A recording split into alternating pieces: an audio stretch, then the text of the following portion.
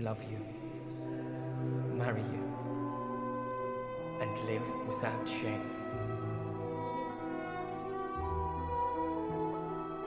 Ekonomi rakyat, kita harus melakukan kontrol terhadap apa yang dilakukan legislasi di DPR, APBN, semua ini. Kan bahwa demokrasi kita, demokrasi langsung itu justru tidak menjadi sarana untuk mempercepat ya, penetrasi modal untuk mengeruk sumber daya ekonomi yang akan menghabisi hak ekonomi rakyat. Jadi memang ini tantangan HAM dalam konteks baru ini blur, tapi juga terkait dengan problem-problem demokrasi secara luas. Pada intinya juga kita harus mulai melihat ulang secara dingin, melakukan satu auditing terhadap demokrasi sekarang ini, di mana masalah-masalahnya. Kita harus barangkali ada beberapa yang di rollback, beberapa hal diperkuat. Kita juga harus meninjau kembali tentang konstitusi kita seperti apa.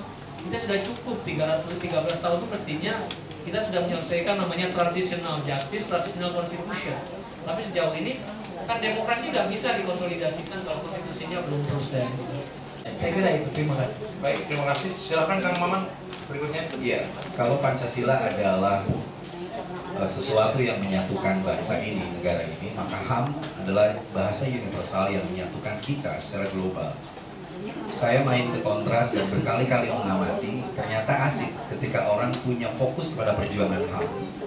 Sehingga teman-teman korban 65 itu bisa bercengkrama memikirkan masa depan menegakkan keadilan dengan teman-teman korban Tanjung Priuk dan Talang Sari misalnya.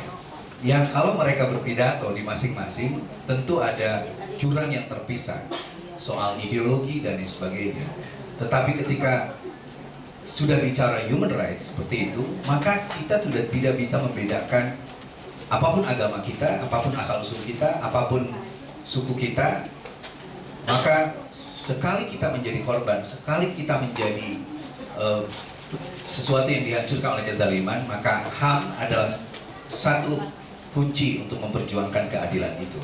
Dan Sondang sangat memahami itu. Dia bisa berdiri, tidak pernah mempertanyakan keyakinan, adat istiadat dan sebagainya. Yang pasti keadilan itu harus ditegakkan.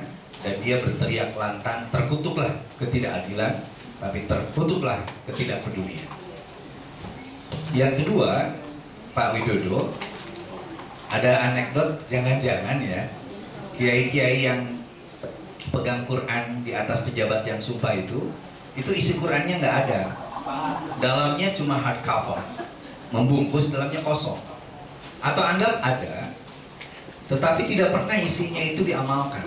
Hari ini kan sikap keberagaman kita itu keberagamaan yang simbolik, atributif, bukan isi. Jadi kalau ada Al-Quran dilempar atau dibakar, orang ribut. Tapi ketika ada koruptor yang jelas-jelas meludahi dan mengencingi Quran, orang nggak pernah ribut. Malah lucunya para politisi, para koruptor itu ngambil uang dari negara, lalu setelah itu dikasih ke 100 kiai untuk umroh, supaya mendoakan agar koruptor itu diampuni sama Tuhan. Makanya kenapa Departemen Agama dan beberapa kiai tetap mendukung kepicikan seperti ini? Sederhana, Pak. Ini, kenapa Departemen Agama misalnya banyak melakukan korupsi? Sederhana aja. Karena mereka tahu persis bagaimana cara bertobat yang baik, maka mereka terus melakukan kejahatan yang terbaik. Saya rasa itu harus dilawan juga. Makanya agama itu, saya kadang-kadang di Jakarta nggak mau sholat Jumat, karena khutbah Jumatnya itu betul-betul membuat telinga saya, ini sebenarnya mimbar apa gitu. Agama itu harus menjadi energi untuk transformasi dan perdamaian, bukan melakukan hate speech. Ini bayangkan aja bagaimana GKI Yasmin dikatai dikatain dan sebagainya, tapi negara diem aja. Udah gitu negaranya beragama lagi, beragama Arab. Apa gila, agama negara itu tanpa agama. Negara itu konsepnya ketuhanan, ketuhanan yang berkebudayaan, ketuhanan yang bertoleransi, beretika dan saling menghormati. Ternyata habluminal negaranya oke, karena fasilitasnya oke, tapi habluminal korbannya itu gagal. Betul. Nah, makanya, tetapi kalau kita ingin membubarkan Komnas HAM juga, ingat sejarah ketika Komnas berdiri tahun 93 dan saat ketika penembakan Santa Cruz tahun 92. Saya barusan dapat nasihat itu dari Haris barusan. Nah, jadi menurut saya Komnas HAM tetap ada di negara ini karena sejarah bagaimana dulu rejim Soeharto melakukan kejahatan yang biadab lalu muncul respon terhadap global itu. Tetapi kita harus kritik terus-menerus bagaimana Komnas HAM menjadi rumah yang nyaman, di mana dia juga berteriak keras terhadap negara. Tapi ini menjadi ciri bahwa Komnas HAM itu jadi korban yang pura-pura ini. Jadi presidennya, pemerintahannya pura-pura, maka Komnas HAM-nya pun lebih dari pura-pura. Kayak seperti itu. Nah, lalu yang selanjutnya, kalau saya baca Munir, waktu kita melihat bagaimana di video bagaimana Munir itu orang yang sederhana. Kemarin saya, Kang Haris sampai nyoba ya, masuk ke perumahan kecil, yang motor masuk, lalu kaki saya diselonjorin, yang kaki saya selonjor itu nyampe ke temboknya. Kenapa? Tiba-tiba istri saya nanya, ngapain sih Pak gini-ginian? Rumah Munir itu begini mah, kecil, dimasukin Vespa, saking kalau kita mau duduk itu berdesak-desakan sama Vespa. Tetapi kenapa dia berani, kenapa dia walaupun kecil dan sebagainya, rumahnya kecil, barusan Kang Yudi bilang Soekarno pun gak punya rumah. Itu kan jangan-jangan itu yang membuat kita hari ini banyak orang kaya tapi miskin, tapi kita diwarisi orang-orang miskin tetapi kaya. Sondang, Munir, para pejuang hari ini, Bu Sumarsi, teman-teman yang kemisan terus-menerus itu, itulah yang sebenarnya melahirkan karakter-karakter bangsa ini. Waktu refleksi akhir tahun korban itu, saya terus teringat bagaimana nanti bangsa ini akan terus berdiri bukan oleh partai politik yang korup, bukan oleh para orang-orang kaya yang menghancurkan, tapi justru oleh pejuang-pejuang kemanusiaan seperti para korban ini. Hidup korban. Lawan. Salah, jangan diam, lawan. Yang terakhir, yang saya ingin saya lihat dari Bu Sumarsi, Bu, saya jujur Bu, kemarin saya khutbah di gereja, ceramah di gereja, lalu ngomong di hadapan ribuan orang Islam, Istighotha dan sebagainya. Saya bilang kayaknya kita itu sabarnya baru ngomong. Sabar pengajian itu kan tetap asik. Apalagi sholawat sekarang itu kan pakai musik, lalu Habibnya ganteng, lalu ibu-ibu bapak-bapak kita akan masuk surga. Saya bilang bisa nggak ya kita belajar sabar dari para korban yang kemisan tiap sore. Iya. Bayangkan aja di tempat panas, payungnya harus hitam, debu, udah gitu nggak ada nyiapin air, dicuekin, tetapi terus sabar gitu. Loh kalau kiai-kiai, para habaib dengan majelis-majelis itu belum apa-apa udah surga, belum apa udah syafaat.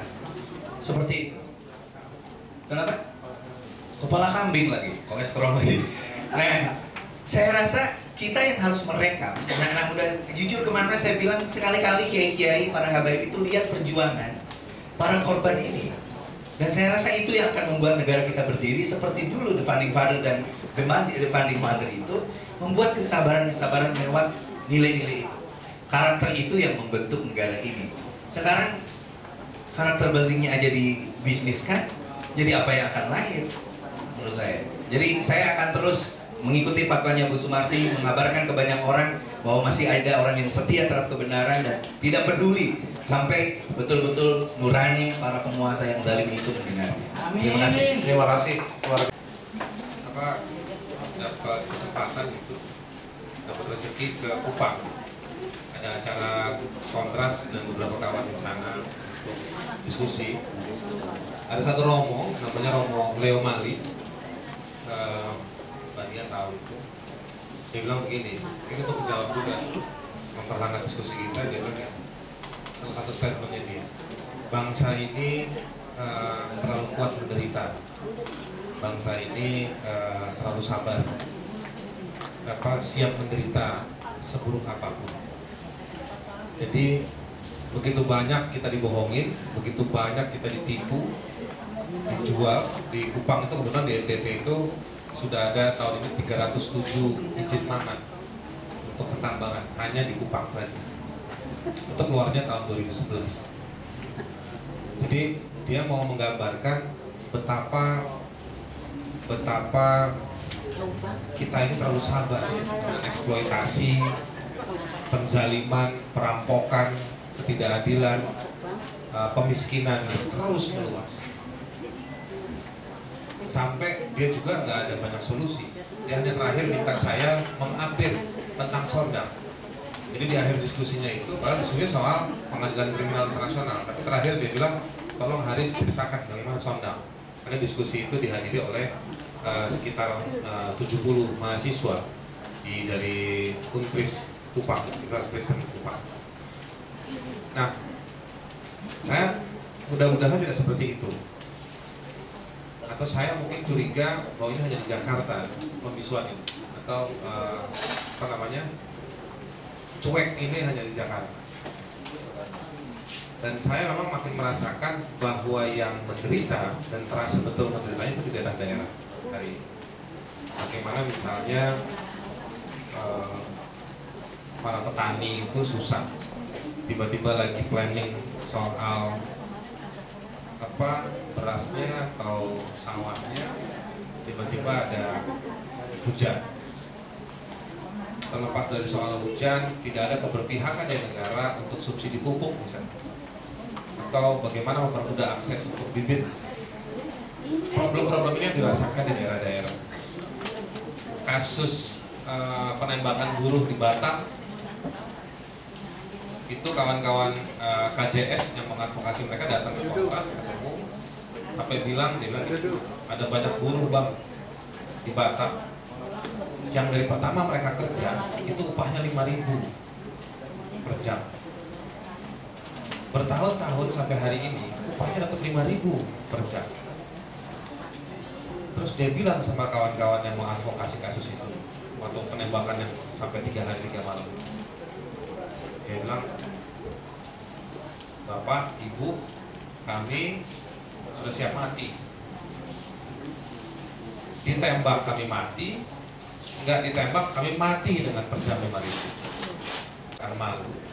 Tidak ada yang perlu dirasakan tabu, tidak perlu ada yang dirasakan sebagai sesuatu yang tidak logis dengan situasi sosial hari ini, dengan apa yang dilakukan oleh saudara. Dari perspektif ekonomi, dari perspektif sosial, saya pikir inilah ancaman kita.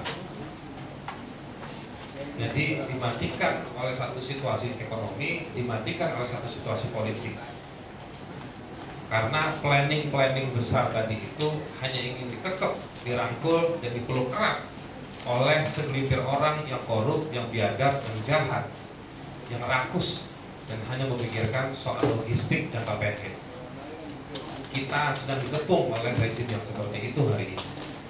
Maka pilihan kita memang bergiat diri atau memang kita diam digerus oleh situasi seperti ini. Mungkin itu anggapan saya. Saya tidak banyak komen untuk tadi respon dari Pak Gubernur, Bu Aris, Bu Sri, dan yang lain juga. Saya pikir kita semua satu rel, satu suara, supaya kita tidak berhenti untuk mengisi ruang-ruang dari masyarakat sipil yang tadi menurut Mas Yudi Latif, Bang Yudi Latif, kita masih kurang bersuara dan kita mungkin harus lebih. Mungkin itu. Terima kasih. Terima kasih, kita berikan aplaus. Baik, kemudian yang kedua ada Sondang yang sedang berorasi membela masyarakat Toili, Sulawesi Tengah. Kemudian ini Hobi Sondang. Ini ada Sondang dengan kebiasaannya aksi teatrikal, mewarnai tubuhnya dengan cat dan lain sebagainya. Kemudian itu Sondang dengan masyarakat petani juga di depan Istana Negara. Dan itu ada saya di situ.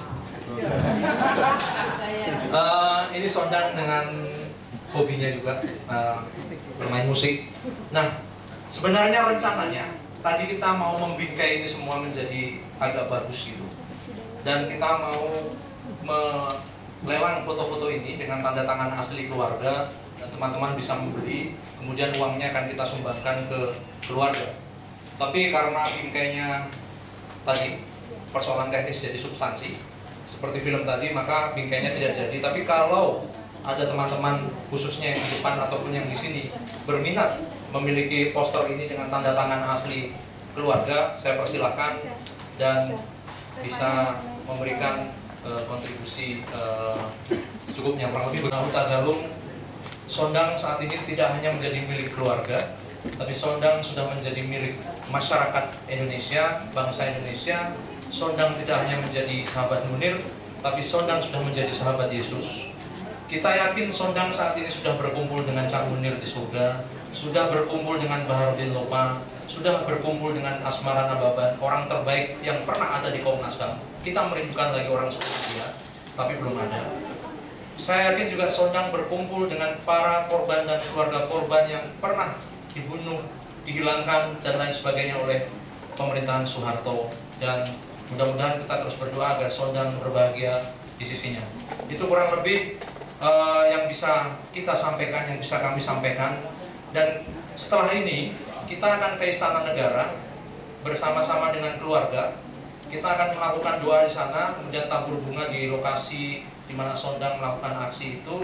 Kemudian nanti akan ada aksi Kamisan. Barangkali keluarga akan lebih dulu ke rumah, karena setelah itu juga kita bersama teman-teman akan ke rumah Bapak Utagalung untuk menghadiri doa penghiburan 40 hari almarhum Sondang Utagalung. Kemudian ke depan juga kita berencana ingin menyusun sebuah buku untuk Sondang, perspektif dari keluarga, para sahabat, gereja, dan juga orang-orang yang pernah diadvokasi oleh Sondang untuk menggenapkan catatan sejarah buat Sondang Utagalung. Akhir kata, terima kasih atas kehadiran para narasumber, Bang Edang, Pak Neda Saleh, Bang Yudi Latif, Kiai Maman. Mudah-mudahan ke depan makin banyak figur-figur seperti Kiai Maman, Bung Aris, dan lain sebagainya. Membahagiakan di dunia ini kecuali membahagiakan orang lain. Itu kata-kata Sondang yang membuat kita, membuat saya, membuat teman-teman selalu merinding. Terima kasih. Mungkin satu lagi yang sering diteriakkan Sondang, hidup korban. Kemudian Bapak Ibu menjawab jangan diam. Setelah itu saya teriak jangan diam, Bapak Ibu teriak lawan. Hidup korban! Jangan diam! Terima kasih. Wassalamualaikum warahmatullahi wabarakatuh. Salam sejahtera dan selamat. Teman-teman bisa mengikuti sambil kita menyanyikan lagu Tabur Bunga. Silakan Ibu.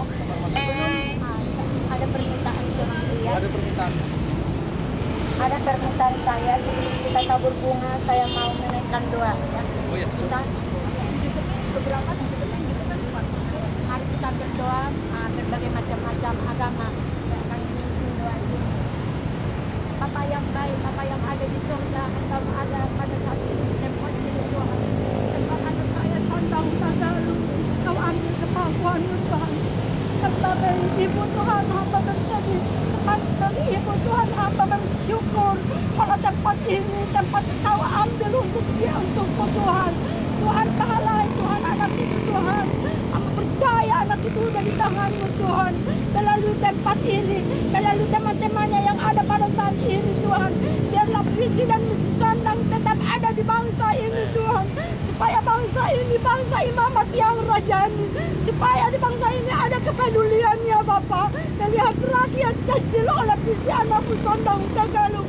Kami rakyat kecil tidak bisa berbuat apa-apa. Hanya kami berserah kepada Engkau. Karena Engkau adalah yang awal dan Engkaulah yang akhir. Terima kasih buat hari yang indah ini. Engkau berkati seluruh teman-teman Sondang Tuhan. Engkau berkati pemimpin bangsa ini Bapak. Terima kasih buat kebaikan-Mu Bapak di siang hari ini. Segala pujian syukur hanya bagi-Mu. Di dalam nama Tuhan Yesus hamba berdoa. Haleluya. Amin. Dan Sini akan pilu dalam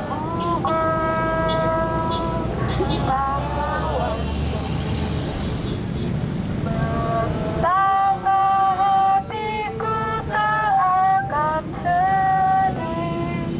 Hamba ditinggal sendiri.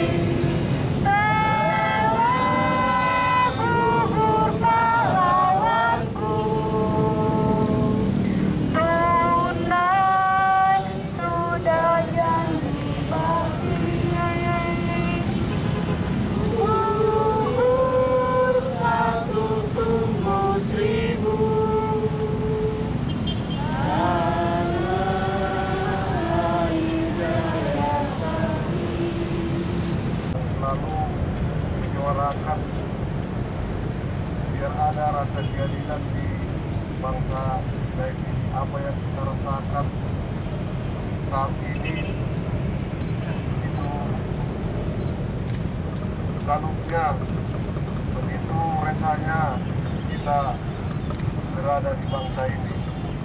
Inilah yang diperjuangkan oleh anak kami ini, Sondang Mogatalo, yang dia menyuarakan biar ada perubahan di penguasa yang ada di bangsa ini.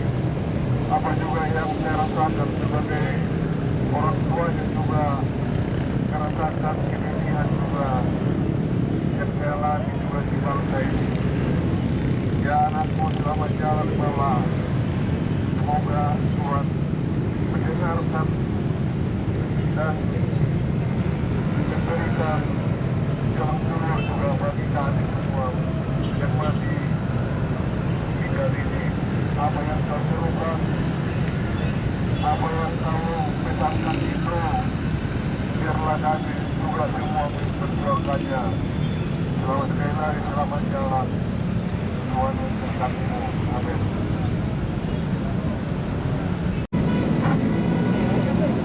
Hidup korban! Hidup korban! Jangan diam! Jangan diam! Jangan diam! Terima kasih. Mudah-mudahan SBY terima pesanku ini yang selalu almarhum nyanyikan bersama kita. Saya berterima kasih karena masih ada teman saya yang mau menyanyikan lagu Papua. Dari sekian banyak almarhum, ya saya sudah sering bilang bahwa ketika kami lapar, siapakah yang memberi kami makan? Ketika kami haus, siapakah yang memberi kami minum? Kami kelompok sahabat Munir selalu home base di kantor Kontras. Mau makan, mau minum, susah senang, kami selalu bersama. Siapa yang ada duit, saling nyumbang, beli makanan, makan bersama. Tidak ada yang kami bisa berikan buat almarhum, tetapi kami yakin sebagai iman Kristiani, lebih khusus leluhur bangsa Papua, bahwa almarhum diterima di sisi Tuhan yang Maha Kuasa. Terakhir naik di bis menuju ke DPR, almarhum masih sempat juga mengeluarkan bahasa Papua Merdeka. Soal merdeka saya pikir itu aspirasi hak masyarakat, dijamin di undang-undang. Tapi apa yang beliau buat bersama dengan kami tidak pernah akan lupa. Sampai hari ini dokumentasi film kami buat, almarhum terlibat dengan kami di DPR yang terakhir. Semangat almarhum selalu kami sama-sama dan tetap kami akan perjuangkan walaupun nanti kami ke Papua. Kami juga sudah kampanyekan almarhum di Papua. Orang sudah tahu siapa Sondang di Papua. Semangat Sondang bukan hanya di Jakarta, bukan teman-teman di Jawa, tetapi semangat Sondang adalah semangat almarhum Munir yang juga bagian dari orang Papua, memperjuangkan apa yang sama seperti Bapak Ibu perjuangkan di sini. Bahwa pelanggaran HAM sangat tidak dibenarkan. Apa yang menjadi pribadi almarhum, saya ingin kasih catatan penting buat Bapak Ibu dan teman-teman bahwa sosok Sondang tidak pernah mundur. Bayangkan saja waktu kami lakukan aksi di Menko Polhukam, beliau dengan semangat, dengan tenaga yang luar biasa, akhirnya pagar besi di Menko Polhukam yang di atas itu bisa patah. Sangat luar biasa, padahal itu di las. Tetapi itulah semangat almarhum. Mau merah, mau hitam, apa tentang Sondang, tapi bagi kami orang Papua, Sondang adalah sahabat kami, dan tetap kami terus bergerak, berjuang, melanjutkan semangatnya. Sebab kami adalah bagian sahabat Munir dan kami juga bagian dari sahabat Sondang. Tidak ada yang bisa kami sampaikan, hanya saya mengakhiri dengan ungkapan beliau bahwa hal yang paling membahagiakan di dunia ini adalah kita mampu membahagiakan orang lain. Walau lapar, walau haus, tetapi bisa membantu korban-korban lain adalah hal yang paling bahagia dalam hidup Sondang maupun sahabat-sahabat Munir yang lain, termasuk kami yang dari Papua. Hidup Sondang! Terima kasih banyak. Hidup korban! Hidup korban! Hidup korban! Jangan diam! Jangan diam! Jangan diam! Terima kasih. Saya sendiri tidak mengenal Sondang secara pribadi, tapi saya kenali api semangatnya. Dan saya menulis ada sebenarnya 3 puisi dan beberapa lukisan yang saya buat Sondang. Saya akan bacakan puisi yang kebetulan saya tulis. Saya tidak pandai baca puisi, ini saya hanya membacakan saja. Siang ini, jika makin susah digarap, kita pun terhisap hanyut di gunung teluk dan terasing dari api. Terlalu jauh kembaramu api, hanya tertinggal titik dan jejak. Tapi salah cemas. Selalu ada gemuruh di bawah tanah, di palung laut. Tak jemu menendang-tendang langit yang penuh dan memberat. Hingga langit retak. Lalu pecah pada curah gerimis air mata, pada tambur gerimis garis api. Deras membuih, menghanyutkan, membara, memijar, membakar istana-istana yang buruk sewenang-wenang tanpa keadilan. Berpendar-pendar pijarnya jadi hangus, lalu hanyut ke selokan-selokan desa, kampung, dan kota, dan akhirnya ke laut. Api pembebasan di negeri ngeri. Ini negeri ngeri. Di layar televisi jadi tontonan sebugil-bugilnya, seporno-pornonya. Celeng biru, celeng kuning, celeng hitam, celeng putih, celeng hijau, celeng loreng, celeng merah, celeng coklat, celeng oranye. Pesta pura rakus hasil meremas, memeras kering ibu pertiwi. Pesta pura rakus hasil meremas, memeras tandas rakyat jelata. Dan kulantunkan lagi dengan menghentak-hentak, malam akan juga usai. Menatah perih pada debar-debarnya, lalu mengakhiri untuk waktu mati. Sondang terus hidup dalam matinya. Dan siapa yang ingin mati dalam hidupnya? Mari tabur bunga buat Sondang, nyalakan api pembebasan. Menyalalah, nyala! Satu lagi terakhir, punya ini kritik juga untuk ketidakpedulian banyak orang terhadap ketidakadilan, termasuk para ulama. Sondang hanya menyala abadi. Sementara, apakah aku akan tetap tinggal rangka belakang? Menyalalah nyala pijar apimu Sondang, menembus atmosfer yang membuat keluh, menembus atmosfer berbangkai penguasa yang lalim,